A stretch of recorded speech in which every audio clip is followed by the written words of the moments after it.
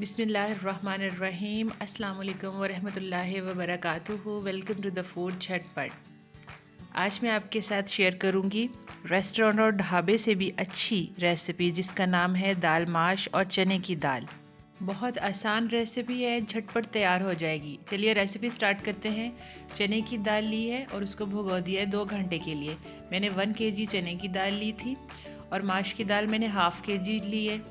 दालों को 2 से 3 दफ़ा धो लेंगे, फिर इनमें जो पानी डालेंगे वो नहीं निकालेंगे, यानी कि उसी में बॉईल करेंगे।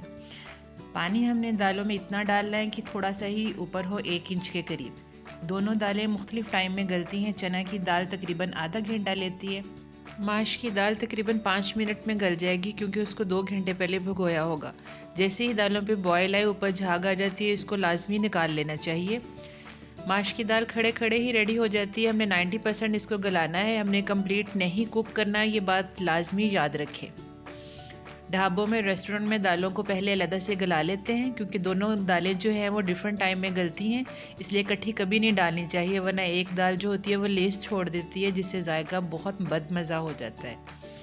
दालों को गलाने के बाद जो लिक्विड थोड़ा बहुत इसके अंदर बच जाएगा, वो आपने फुल नहीं इसके अंदर ड्राई करना, बल्कि वो दालों में शामिल करेंगे हम। बस 90% तक इनको कुक करें और फ्लेम बंद कर दें। जो मसाले के लिए मुझे चीज़ें चाहिए, उनमें मैंने अदरक लिया है सेपरेट 1 टेबलस्पून, और लहसुन अदरक की पेस्ट जो है वो 2 टेबलस्पून ली है। 1 प्याज डालेंगे, 5-6 टमाटर डालेंगे, ज़्यादा सारा धनिया डालेंगे और हरी मिर्च डालेंगे। कढ़ाई में हम 2 कप ऑयल डालेंगे। दूसरी तरफ देखें, चने की दाल भी गल चुकी है। आप उसका दाना चेक करें। दाना कंप्लीट होना चाहिए, लेकिन अंदर तक फुल गला हुआ होना चाहिए, घुलना नहीं चाहिए। अब हम ऑयल गर्म होने के बाद इसके अंदर 1 टीस्पून ज़ीरा डालेंगे। साबुत ज़ीरा हाथों से मसल के इसके अंदर शामिल कर दें। इससे बहुत अच्छा फ्लेवर आएगा। साबुत मसालों से बहुत स्ट्रॉन्ग फ्लेवर आता है। 1 कड़ी पत्ता डाल लेंगे, 1 ही काली इलायची डालेंगे, 2 लौंग, 1 दालचीनी का छोटा सा पीस डालेंगे और 2 लौंग डाल देंगे इसके अंदर। इससे बहुत मसालों का स्ट्रॉन्ग फ्लेवर आएगा। अगर किसी को मुंह में आने का इशू है तो एंड में हम इसको निकाल देंगे। प्याज शामिल करेंगे, 1 बड़े साइज़ का, इसको चॉप करके डाल दें। हमने इसको गोल्डन नहीं करना, लाइट ब्राउन सी शेड देनी है। जैसे ही प्याज के ऊपर हल्का सा कलर आएगा तो हम इसको निकाल लेंगे, और फिर जो 4-5 टमाटर हैं उनको काट कर हम उसके साथ इसको ग्राइंड कर लेंगे। ये स्टेप ज़रूरी नहीं है, आप बेशक प्याज को ग्राइंड ना करें, ये मेरा स्टाइल है। अब यहाँ पर हम लहसुन अदरक की पेस्ट शामिल कर देंगे और अदरक की पेस्ट भी शामिल कर देंगे। अदरक इसमें ज़्यादा डलता है, माश की दाल जहाँ हो वहाँ पर अदरक ज़्यादा डालना चाहिए, फिर फ्लेवर ज़्यादा अच्छा आता है। अब इसको हम 1 मिनट तक फ्राई करेंगे, इसका कच्चापन दूर हो जाए। फ्राई करने के बाद इसके अंदर हम प्याज की और टमाटर की प्यूरी डाल देंगे जो हमने सिंपली ग्राइंड कर ली थी। अब हमें मसाले पे ज़्यादा तगोदो नहीं करनी पड़ेगी, बहुत जल्दी हमारा मसाला रेडी हो जाएगा। साथ ही स्पाइसेस ऐड कर देंगे। 2 टेबलस्पून सुरख मिर्च का पाउडर डालेंगे, हल्दी डालेंगे ½ टेबलस्पून, सफ़ेद ज़ीरा 1 टेबलस्पून डालेंगे, खुश्क धनिया का पाउडर 1 टेबलस्पून शामिल करेंगे, काली मिर्च भी डाल देंगे 1 टेबलस्पून, और अच्छे से इसको मिक्स कर लेंगे और इसकी भुनाई करेंगे।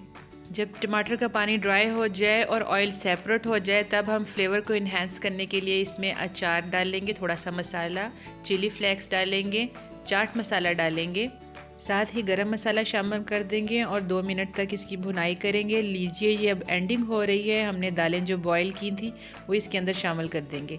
साथ जो लिक्विड था वो भी अंदर डाल देंगे। आप देख सकते हैं कि दाल कितनी अच्छी गली हुई है और वो कंप्लीट है, दाना पूरा है। और ये देखिए, और जब हम इसको हाथ से टच करते हैं तो वो फुल कुक है। ऐसी दाल आपने गलानी है। माश की दाल भी बिल्कुल ऐसे है, देखने में कंप्लीट, लेकिन हाथ लगाने से फुल गली हुई। 90% इसको कहते हैं। आपने अब इसके अंदर डाल दिए, साथ इसका लिक्विड भी चला गया है। यहाँ पर आपने इसको अच्छे से मिक्स कर लेना है, और यहाँ पे हमने पकाना नहीं है, सब कुछ पका हुआ है। मसाला हमारा बहुत अच्छा भुना हुआ है, ऑयल सेपरेट था, मसाला दानेदार था। जब हमने एंड के मसाले भी मिक्स कर लिए हैं, अब हमने दालें डाल दी हैं। कुछ हम इसके ऊपर ग्रीन मसाले डालेंगे और आँच को बंद कर देंगे। इस मौके पे हमने इसको पकाना नहीं है, ये लिक्विड ख़त्म नहीं करना। अगर हमने लिक्विड को एंड कर दिया तो समझें आपकी दाल पे तरी नहीं आएगी, ऑयल नहीं आएगा।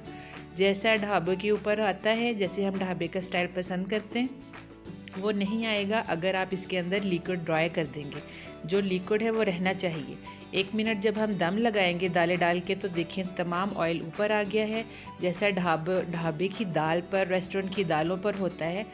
एक और अहम बात, इस दाल के ऊपर से तड़का नहीं लगाते, इसलिए मैंने स्टार्ट में ही ज़्यादा घी इस्तेमाल किया था। अब जी इसमें ग्रीन मसाले डाल लेंगे, जिसमें सब्ज़ धनिया डालें, सब्ज़ मिर्चियाँ डालें, नींबू निचोड़ के इसके ऊपर डाल लें। बाकी तमाम पाउडर मसाले हमने मसाले में मिक्स कर चुके हैं। आँच को बिल्कुल बंद कर दें। आपकी बहुत मज़ेदार ढाबा स्टाइल चना दाल और माश की दाल तैयार है।